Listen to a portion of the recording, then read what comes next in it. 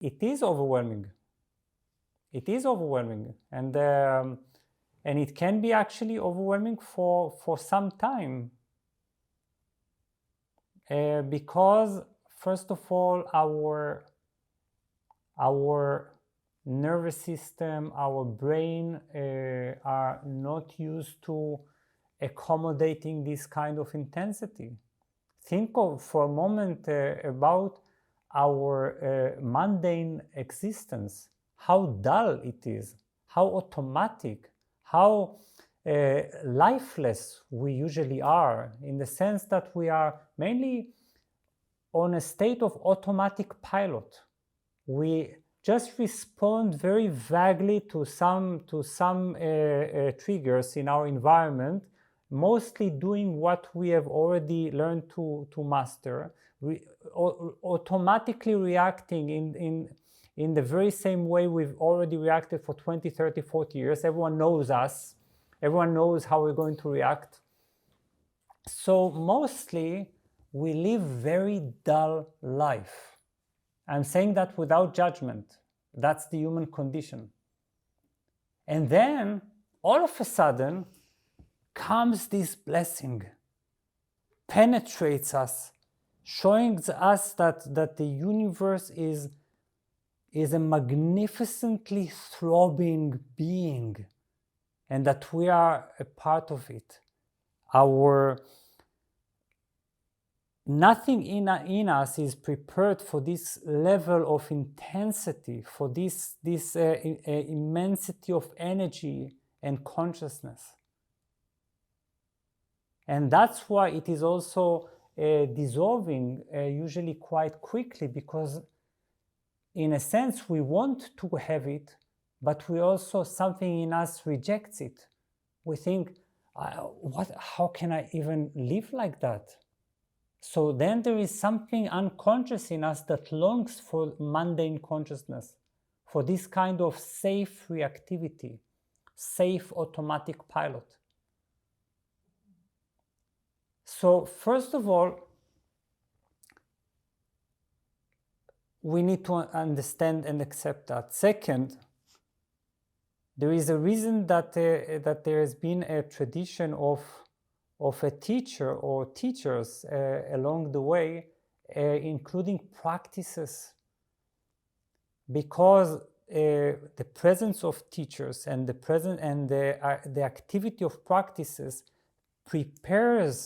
they prepare us steadily for our ability to conduct this kind of intensity without breaking.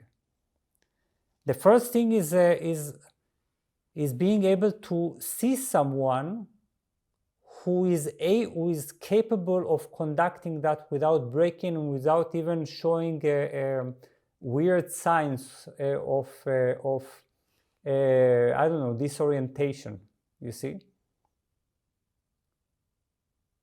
Because teachers go through all that on a daily basis, and no one even knows that what they're going through, because they have already integrated that and have learned to conduct that, to contain it. So the whole process is moving from the uncontainable to something that can be held. Think of it like that. When we experience trauma, the reason we react with fight, flight, or freeze is because we cannot contain the experience, right? So in the very same way, this is a certain trauma of magnificent kind. So, but we cannot contain it in the very same way. So the whole process is to be able to, one, learn to trust it. Learn to trust it. It's not dangerous. It's not going to kill you.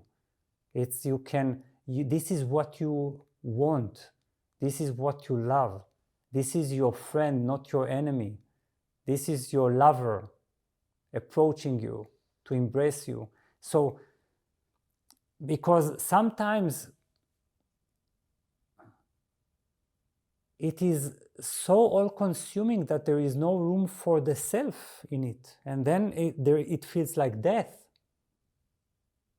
Thought immediately rejects death, because death implies the ending of thought. So one, learn to trust it. Learn not to fear it. How? Through the presence of teachers who look at you and tell you there's nothing to be afraid of. That's beautiful. That's the truth. And you are able to hold it and to conduct it just as we do. It's your birthright.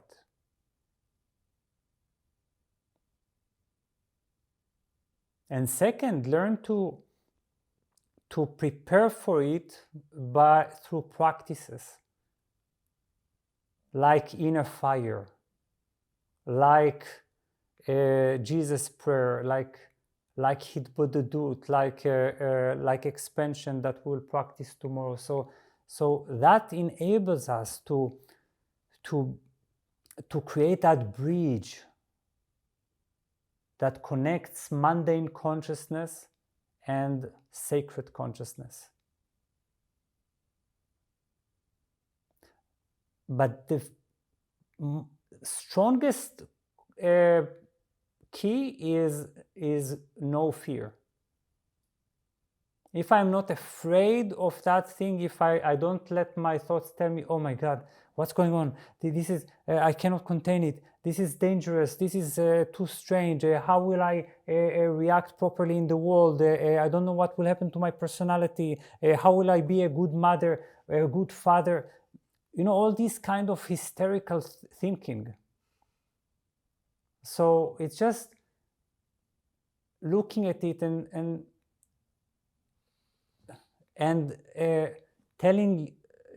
giving your thinking some pocket money and telling it go to eat at some restaurant or go to watch a movie and come back in 2 hours or something like that. It's thinking cannot handle it. It breeds fear because it is just not relevant